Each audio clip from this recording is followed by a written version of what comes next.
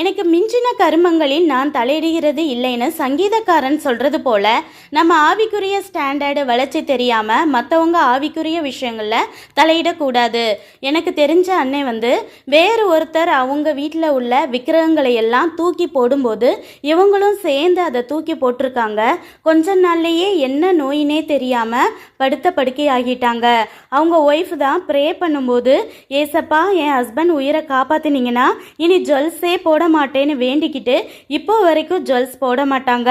அந்த அண்ணனும் குணமாகிட்டாங்க. இதே போல வல்லமையான தேவ ஊழியக்காரங்களை தவிர மற்ற யாரும் அடுத்தவங்க தலையில் கை வச்சு ஜெபிக்காதீங்க. எல்லார்கிட்டையும் உங்கள் தலையை கொடுத்து ஜெபிக்க சொல்லாதீங்க. அவங்கள ஏதாவது கிரியைகள் அடிமைப்படுத்தி இருந்தால் அது நம்மையும் தாக்கக்கூடும். ஸ்பிரிச்சுவல் வேர்ல்டுங்கிறது ரொம்ப டிஃப்ரெண்ட் ஆனது.